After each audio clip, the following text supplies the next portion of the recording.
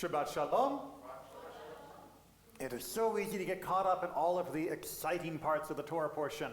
The wonderful list of the different holidays which we recite on the different Chagim, the amazing ideas of Ayin Tachat Ayin, of the proportional reciprocal justice that comes in the end of the Torah portion, the perhaps a little difficult to understand discussion of the blasphemy, which is not a great translation, and that portion, which I talked about more during my Wednesday Lunch and Learn, available on YouTube, that we sometimes, with all of the great material, miss the little things.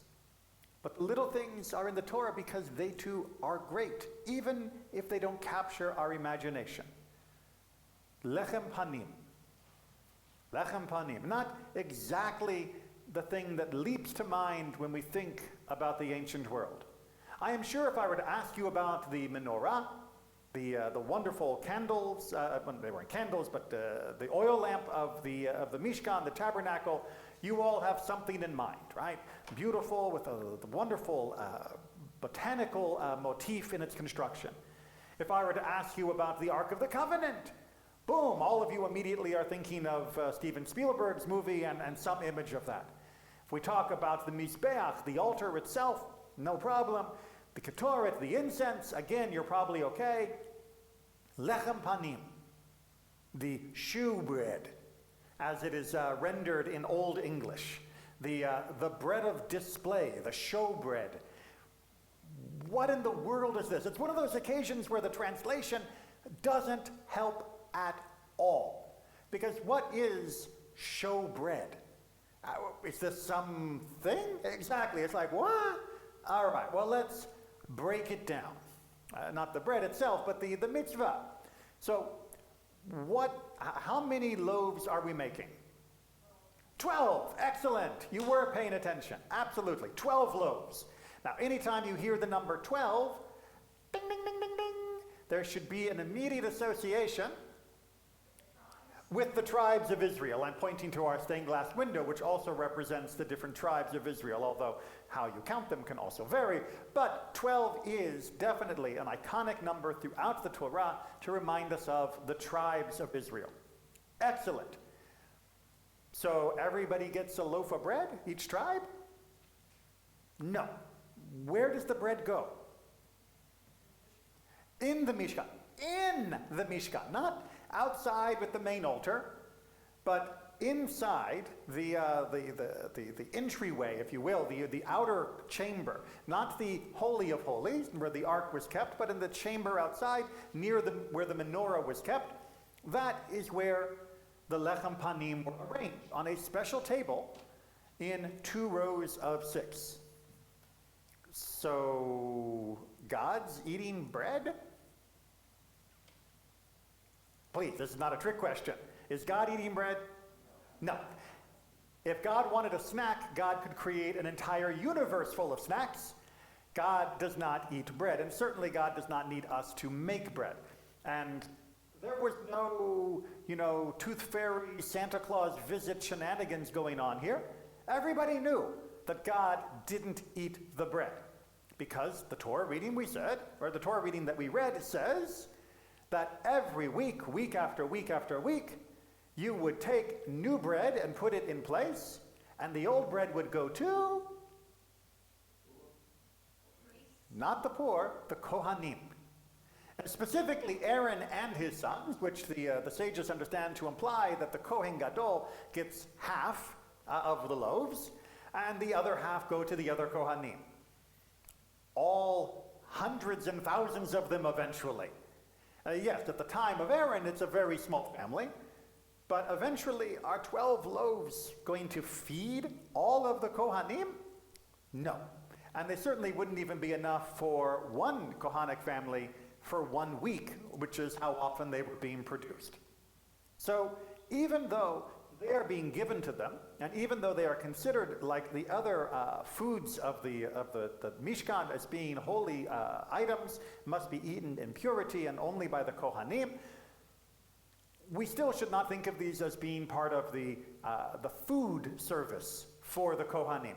Yes, there are many other things which are supporting the Kohanim, some of which we discussed in the Haftorah, in order to make sure they don't go hungry, since they don't have land of their own upon which to grow food.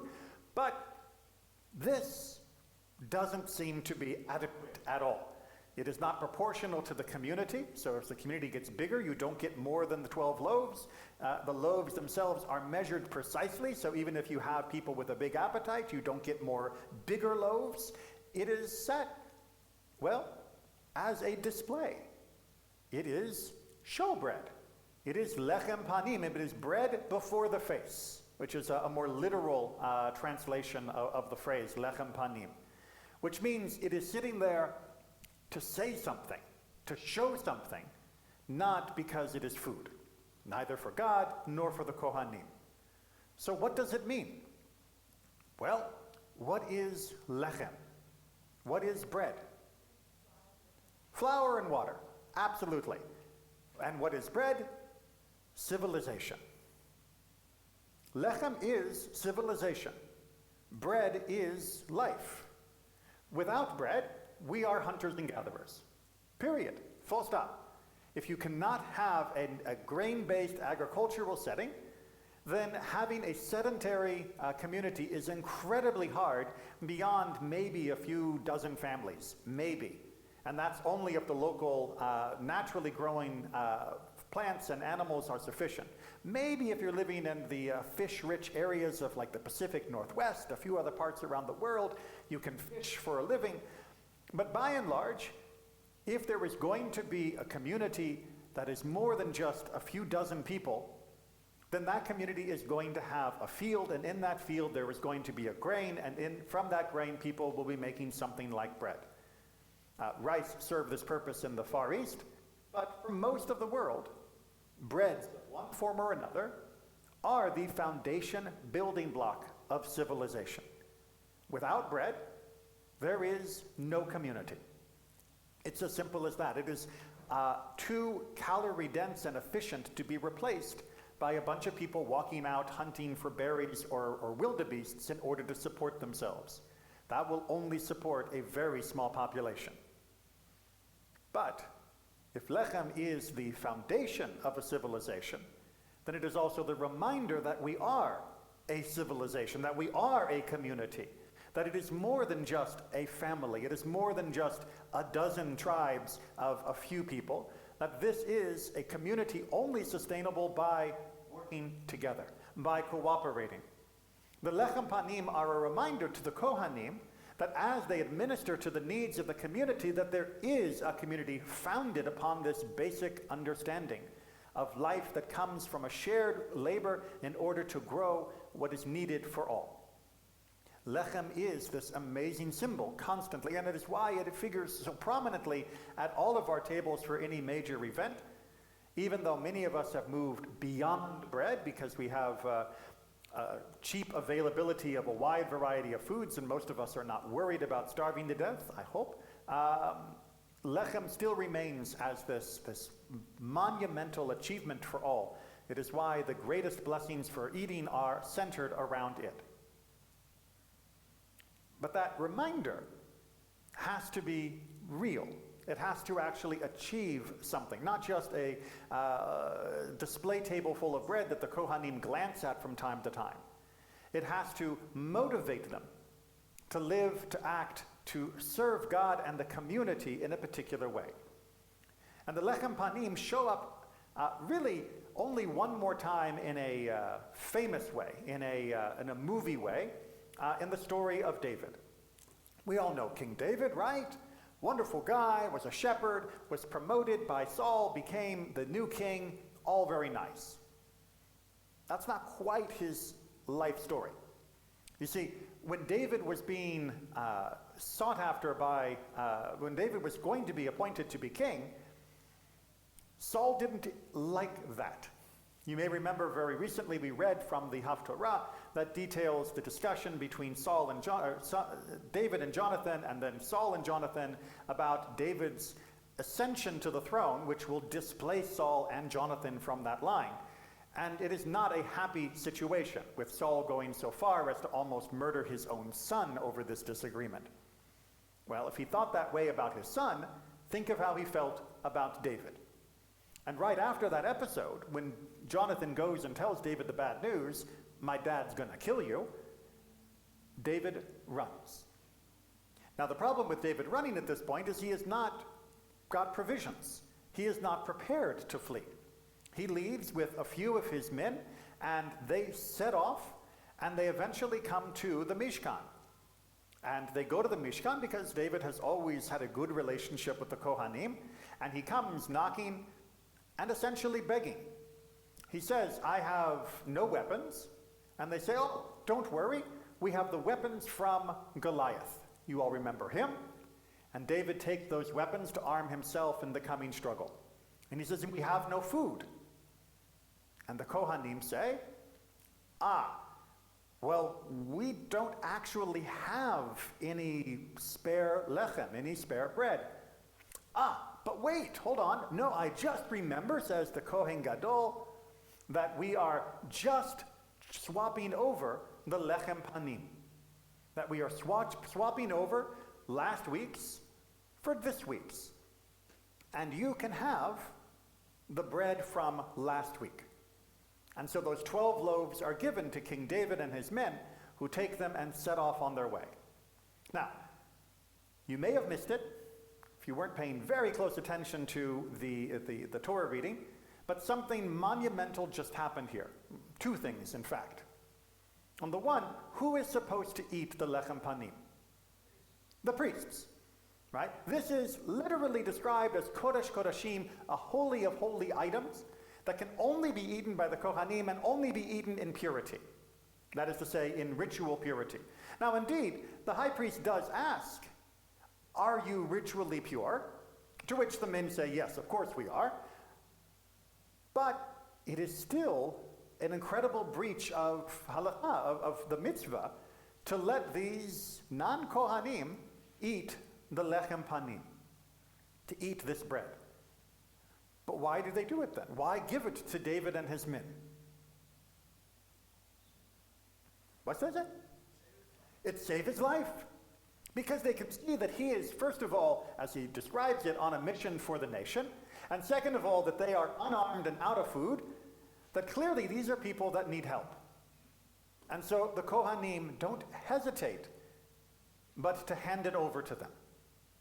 But there is something else happening in the backdrop of all of this, which is even more remarkable for many, I believe, which is we know precisely what day this happened. When is the lechem panim, the showbread, swapped out? Shabbat. On Shabbat. From Shabbat to Shabbat, from Shabbat to Shabbat. It's this idiomatic expression that the lechem panim is removed and replaced each Shabbat. Well, what does that tell us about David and his men and their activity? It's on Shabbat. Are we allowed to go traipsing off through the countryside on Shabbat? Of course not. You can go back and double check my classes on Shabbat, but there is what's known as a Shabbat Tehum, a border for each person, beyond which we don't go on Shabbat. We don't travel on Shabbat. But David and his men are clearly traveling on Shabbat. They're even arming themselves with the weapons of Goliath on Shabbat. Why? To live. To live. When David hears that Saul is coming to kill him, he doesn't say, well, it's still Shabbat. I'll wait till Havdalah and then I'll start sprinting.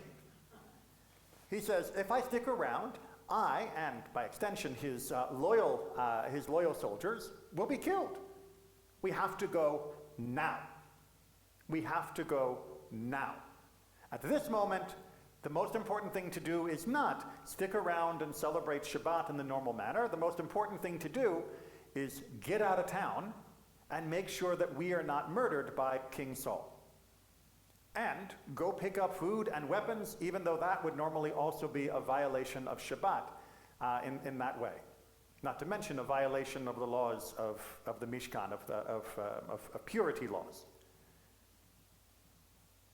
But that's fine. You see, the whole point of the Lechem Panim is to be a reminder of life, to be a reminder of the life of the people, of the tribes, the whole community, to use this symbol of what allows a community to exist, to be a reminder of what must be done to preserve its existence. And if that means occasionally handing over the bread to someone who would normally not receive it, that's okay. If that means occasionally having to run for your life on Shabbat, even though that's in violation of the normal Shabbat laws, that's okay. That is what the Lechem Panim is meant to represent. That we are not in the business of doing all of these rituals just for the sake of doing the rituals. That these rituals are grounded within the life of the people, the community, and that is what God wants these rituals to enrich, to ennoble, to sanctify. And that won't work if we starve to death. That won't work if we sit around and let ourselves be murdered. The Lechem Panim are there as a symbol for all of what life may come and all of what we must give to make life continue. The Lechem Panim are not an afterthought of a display table sitting over in the corner. They are among the most human, the most physical, the most tactile reminders of what is the foundation of life and what our obligation is to the life that we have and the life of others around us. The Torah is not meant to be just some list of commandments and rituals that were done by some ancient religion that we still read for some curious reason. The Torah is meant to remind us that God chose to give in Revelation these instructions so that the lives not only of our ancestors but of us would be improved. We have to see those 12 loaves as still representing us, still representing our call to life, still representing that God wants for us to have this community based upon this life.